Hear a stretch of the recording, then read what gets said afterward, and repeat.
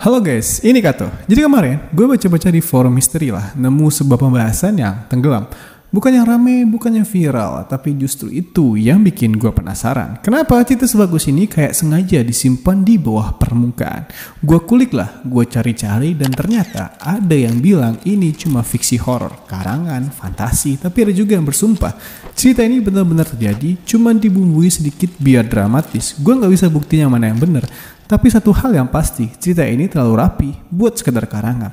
Judul aslinya itu ditulis dalam bahasa Prancis yang berjudul Je suis belle sans ombre, yang kalau diterjemahin artinya aku cantik tanpa bayangan. Agak puitis sih, agak mengganggu, dan jujur dari sini aja udah berasa nggak beres gitu gue rasa. Gue yakin sebagian dari kalian bakal mikir ini cuma cerita karangan internet, tapi sebagian lagi mungkin bakal ngerasa ada yang aneh setelah nonton sampai habis. Dan siapa tahu lo salah satunya.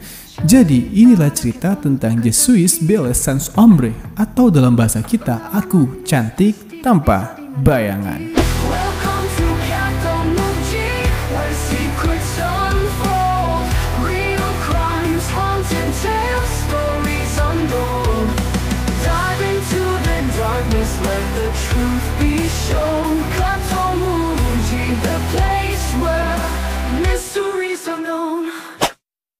Sudah hampir 4 bulan sejak Lea memutuskan meninggalkan Paris. Dari luar, keputusan itu terdengar nekat, meninggalkan gemerlap kota, pekerjaan di agensi fashion, dan teman-teman sosialitasnya. Tapi bagi Lea, itu semua hanya topeng. Pura-pura bahagia, pura-pura utuh. Sejak perceraiannya dengan suaminya, ia merasa seperti boneka porselen yang perlahan retak dari dalam. Jadi ia menjual sebagian besar barang-barangnya, menyimpan sisanya di gudang sewaan, dan membeli rumah tua peninggalan nenek buyutnya yang sudah 20 tahun lebih kosong di pedesaan Orlox, Prancis Selatan. Rumah itu terletak di pinggir bukit, menghadap lembah berkabut, dan diapit 2 rumah batu yang tak berpenghuni. Bukan pilihan ideal sih bagi kebanyakan orang, tapi bagi Lea tempat sepi tanpa siapa-siapa adalah hadiah. Hari pertama ia tiba, hujan menyambutnya. Bukan hujan deras, tapi gerimis yang turun seperti bisikan, hening menusuk seperti udara sendiri menolak kehadirannya. Rumah itu tua. Kayu pintunya berderit meski hanya disentuh angin. Jendela-jendelanya tinggi dan sempit dengan kaca buram yang menua. Ada cermin tua di lantai 2 yang dibiarkan menempel di dinding dengan bingkai ukiran gotik dan permukaannya yang memudar seolah menyimpan kenangan yang ingin dilupakan. Tapi Lea tidak peduli, ia punya rencana. Ia ingin menulis buku, entah fiksi, entah memoir, tapi ingin mulai dari sini di ruangan sunyi ini.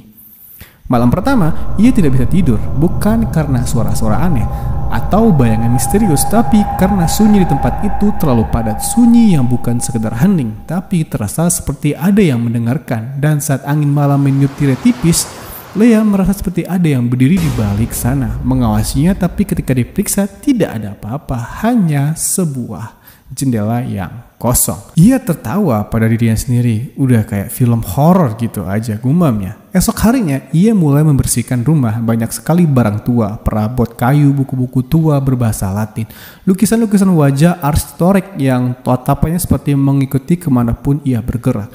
Di loteng ia menemukan koper kulit tua yang terkunci, tidak ada kunci, tapi rasa penasaran membuatnya memaksa buka. Di dalamnya ada setumpuk pakaian perempuan dari abad ke-19, gaun panjang, petticoat, bahkan korselet usang. Tapi yang paling menarik perhatian adalah surat-surat yang dibungkus pita warna merah kusam. Surat cinta ditulis dalam bahasa Prancis lama, penuh puisi dan metafora, ditandatangani dengan nama Adele. Salah satu surat menyebutkan tentang ritual malam dan permohonan untuk tetap cantik selamanya. Lea tidak terlalu memperhatikannya, ia lebih tertarik pada gaya bahasa yang puitis.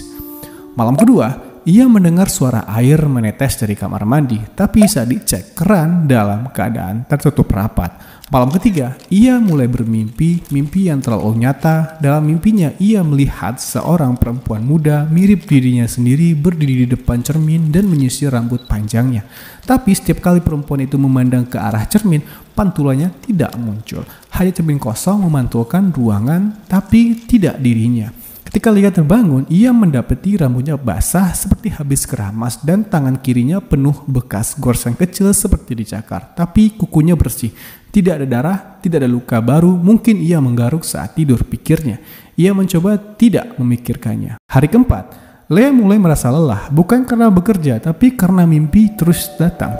Perempuan yang sama, cermin yang sama, dan selalu diakhiri dengan satu kalimat berbisik pelan namun jelas. Jangan lihat bayangannya. Nah, karena rumah itu terlalu besar untuk ditinggali sendiri, ia akhirnya memasang iklan pencarian housekeeper. Tidak butuh waktu lama, seorang perempuan muda bernama Elodie mengajukan diri. Ia tampak tenang, sopan, bahkan agak pemalu. Usianya mungkin baru 25 tahun. Wajahnya cantik, khas Prancis Selatan, kulit pucat, mata abu-abu, dan bibir tepis yang jarang tersenyum. Lea merasa cocok. Elodie pun mulai tinggal di rumah itu. Namun, ada satu hal aneh. Sejak hari pertama, Elodie meminta sesuatu hal. Saya hanya minta satu syarat, madam.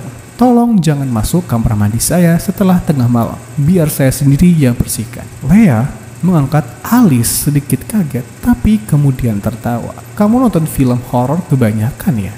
Elodie hanya tersenyum tipis, tidak menjawab.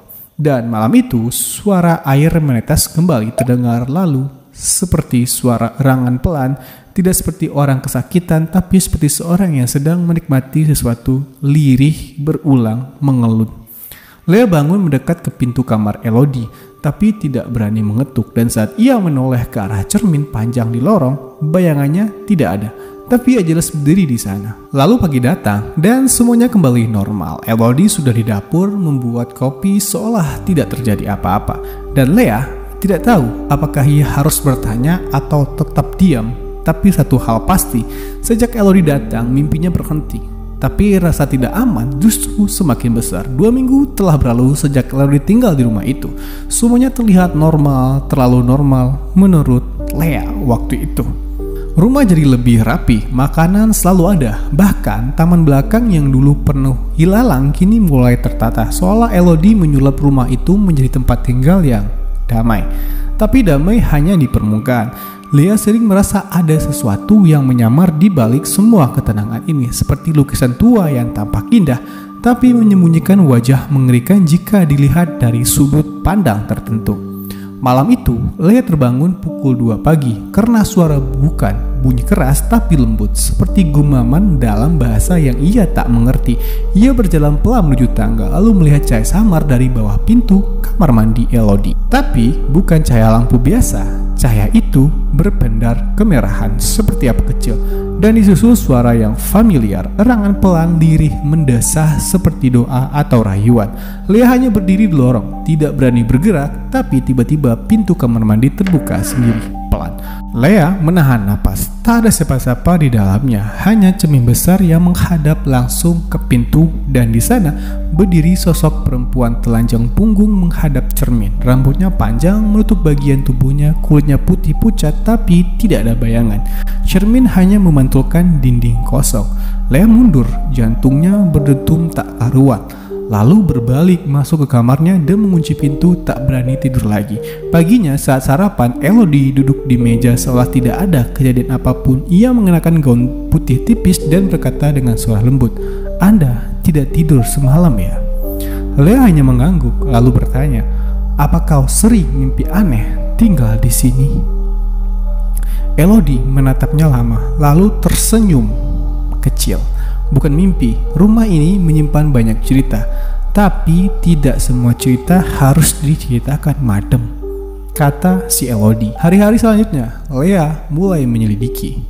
Ia pergi ke perpustakaan kecil di desa mencari arsip sejarah rumahnya. Ternyata rumah itu pernah dihuni oleh keluarga bangsawan bernama Della Martin. Salah satu anak perempuannya bernama Adele Della Martin, dikenal sebagai penyair muda berbakat di zamannya. Tapi ada satu hal ganjil. Di tahun 1843, Adele menghilang secara misterius. Banyak yang bilang ia melarikan diri bersama kekasih gelapnya. Tapi ada rumor tertulis di catatan harian pendeta gereja desa bahwa Adele terobsesi dengan kecantikan abadi. Ia terlibat dalam ritual-ritual paganisme tua, memuji dewa cermin dan mengorbankan tubuhnya sendiri untuk menjadi abadi dalam refleksi. Kata si pendeta itu, sejak itu, cermin di rumah itu tidak pernah memantulkan bayangan yang utuh. Malam berikutnya, Lea melakukan hal bodoh. Ia menunggu hingga jam 2 pagi, lalu menyelinap ke kamar mandi Elodie. Kamar itu bersih, wangi lavender, tapi ada sesuatu yang tidak wajar. Cermin besar di atas wastafel punya goresan aneh berbentuk semacam simbol. Lea mengambil handphonenya untuk memotret, dan saat layar kamera menyala, ia melihatnya ada bayangan Elodie di dalam kamera. Tapi saat ia menoleh ke cermin langsung, tidak ada apa-apa. Ia menjatuhkan ponselnya tergesa keluar dari kamar mandi. Esoknya, Elodie tidak terlihat seharian. Kamarnya kosong, semua barangnya hilang, seolah ia tidak pernah tinggal di situ. Lea mencoba menelepon nomor yang dulu ia pakai. Nomor tidak terdaftar. Panik, Lea menelepon polisi, tapi karena tak ada tanda-tanda kriminal, polisi hanya membuat laporan ringan dan menyuruh Lea menunggu. Tapi malam itu, Elodie kembali. Tiba-tiba saja sudah ada di dapur memasak dengan senyum seperti biasa. "Maaf, saya hanya pergi sebentar. Ada yang harus saya kembalikan." "Kau kemana? Barangmu semuanya hilang," kata Lea. Elodie hanya menatap, lalu mendekat dan berbisik.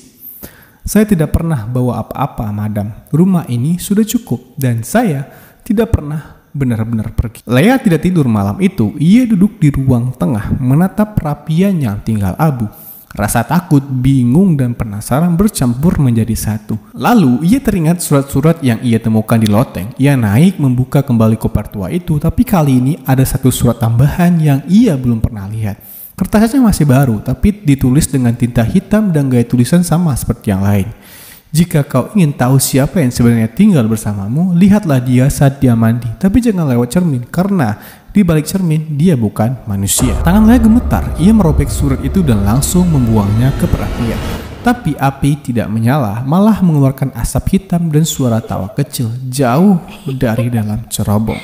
Hari kelima, Lea memutuskan pergi dari rumah itu. Ia mengepakkan barang, mengunci koper, dan memesan taksi menuju stasiun. Namun saat akan pergi, Elodie berdiri di depan pintu menghalangi jalan. "Kenapa pergi?" Terus Lea bilang, "Aku butuh istirahat di tempat lain." Elodie mendekat, wajahnya tenang, tapi mata abu-abunya seperti kabur, seolah ada kabut di balik retinanya. "Aku pikir kita mulai cocok." Lea menunduk, tidak berani menatapnya. "Maaf, Elodie, ini bukan tentang kamu," kata Lea. Elodie tidak menjawab, tapi saat Lea mencoba membuka pintu, ia mendengar suara dari belakang. "Cermin ini tidak akan melepasmu. Kau sudah menjadi bagian dari pantulannya." Dan saat taksi tiba, rumah itu kosong, seolah tak pernah dihuni. Tak ada koper Lea, tak ada pakaian, tak ada Elodie. Dan dari jendela lantai 2, seorang perempuan berdiri mengawasi jalan, tapi bayangannya tidak muncul di kaca. Lea tidak tahu sudah berapa lama dia duduk di dalam taksi itu. Sopir yang tadinya bicara ramah kini tampak gelisah. Matanya terus menatap ke spion, tapi bukan menatap jalan, menatap Lea. Lalu dengan suara pelan, nyaris seperti bisikan, "Anda tahu kan, Anda tidak sedang meninggalkan apa-apa. Justru Anda sedang menuju ke dalamnya." Lea sontak menatap spion. Wajah sang sopir bukan wajah yang sama saat ia masuk tadi. Lebih tua, kulitnya kusam, dan tidak punya bayangan di mata. Taksi berhenti di tengah hutan kecil di pinggiran desa Orlox. Tak ada jalan ke stasiun, tak ada tanda-tanda peradaban. Sopir itu turun dan berjalan masuk ke hutan, perlahan-lahan menghilang. Lea keluar dari mobil kebingungan, lalu mulai berjalan ke arah berlawanan. Tapi jalan yang ia lewati seperti berulang. Pohon demi pohon, batu demi batu, semuanya sama. Hingga akhirnya, setelah 2 jam berjalan tanpa arah, ia tiba di sebuah bangunan tua di tengah hutan, terbuat dari batu kelabu menyerupai kapal kecil. Di dalamnya ada papan kayu lapuk bertuliskan La Capella du Reflet, kapal pantulan. Lea masuk dong. Di dalam langit-langit kapal, gelap dan penuh sarang laba-laba, tapi ada satu benda yang menarik perhatian. Sebuah cermin besar berdiri sendirian di tengah altar, dipagari oleh lilin-lilin tua yang telah meleleh berulang kali. Di bawah cermin ada ukiran Latin, "Speculum non mentitur." Cermin tidak pernah berbohong. Lea mendekat, menatap pantulannya, dan di sanalah dia melihat Elodie berdiri di belakangnya, tanpa suara, tanpa gerakan. Tapi saat Lea menoleh ke belakang, tidak ada siapa-siapa. Ia kembali menatap cermin. Elodie masih ada di sana, tersenyum, tapi kali ini Elodie mengangkat tangan dan menunjuk ke jantung Lea di pantulan itu.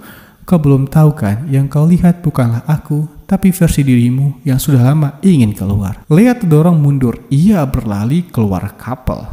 Malam itu ia kembali ke rumah, bukan karena ingin, tapi karena tidak ada tempat lain yang bisa ia capai. Setiap jalan kembali membawa langkahnya ke satu titik, rumah tua itu. Rumah yang kini sepertinya punya napas sendiri. Saat ia membuka pintu, semuanya gelap, tapi kamar Elodie terbuka sedikit. Dari dalam terdengar suara, bukan tangisan, bukan tawa, tapi suara seperti banyak orang berbicara sekaligus dalam bahasa asing patah-patah seperti gema dari masa lalu. Lea naik ke loteng, satu-satunya tempat yang belum ia periksa sepenuhnya. Dan di sana ia menemukan cermin lain, lebih tua, lebih besar bingkainya dari tulang. Bentuknya seperti oval terbalik. Di depan cermin itu ada kursi. Dan di kursi itu Elodie duduk. Tapi ada yang aneh, wajah Elodie berubah. Kulitnya retak seperti porselen, matanya hitam seluruhnya dan bibirnya bergerak tanpa suara. Ia menunjuk ke cermin. Lea, waktumu habis. Sudah saatnya kau melihat siapa dirimu sebenarnya. Lea mendekat menatap ke dalam cermin itu dan yang ia lihat bukanlah dirinya tapi Elodie. Dan di belakang Elodie berdiri banyak perempuan, semua mengenakan pakaian dari era berbeda. Ada yang pakai korsat abad 19, ada yang mengenakan baju dari era perang dunia, ada pula yang berdarah menangis. Mereka semua tidak memiliki bayangan, mereka semua terjebak. Cermin itu adalah perangkap. Bukan Elodie yang datang ke rumah itu, tapi rumah yang memanggil Lea dan Elodie hanya umpannya. Elodie berdiri perlahan berjalan ke arah Lea. Aku bukan manusia, aku bukan hantu, aku adalah refleksi hasrat manusia untuk abadi, untuk dicintai, untuk sempurna, dan rumah ini adalah tempat orang-orang seperti itu datang dengan sukarela, karena mereka mencari sesuatu. Kau datang ke sini sendirian karena kau kesepian, karena kau lelah berpura-pura bahagia, karena kau ingin ada seseorang yang melihatmu. Air mata Lea mengalir, ia ingin lari tapi tubuhnya berat seolah ditarik gravitasi dari cermin itu.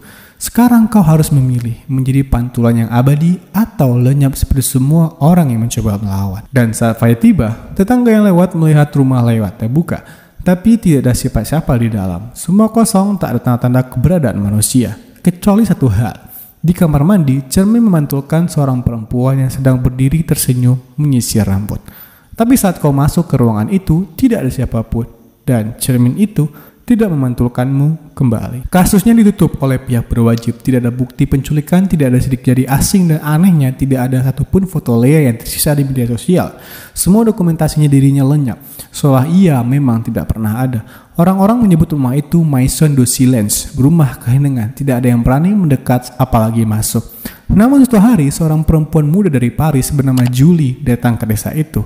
Ia menyewa rumah tersebut dan semuanya terulang. Julie adalah seorang influencer kecil yang lelah dengan kehidupannya yang palsu. Followers banyak tapi tidak punya teman sejati. Komentar penuh pujian tapi hidupnya kosong. Ia ingin menyepi, menenangkan diri, dan rumah tua itu katanya memiliki aura seni yang suram tapi estetik. Di malam pertama, ia bermimpi berada di ruangan cermin. Seseorang memanggil namanya, tapi dengan suara teredam, seperti dari dalam air. Julie, Julie, kau siapa sebenarnya? Ia terbangun dengan dada berat, tapi tidak takut, malah penasaran. Julie menemukan loteng dan di sanalah ia melihatnya, cermin oval itu. Tapi berbeda dari yang dilihat Lea dulu, kini bingkainya sudah tidak utuh, retak, ada bagian seperti patah, tanda bahwa seorang pernah mencoba melawannya. Saat Julie menatap ke dalam, ia tidak melihat dirinya, ia melihat Lea. Tapi kali ini Lea menangis, tangannya terangkat memohon. Di belakangnya ratusan wajah perempuan lain tampak meronta seolah mencoba bicara namun tak terdengar.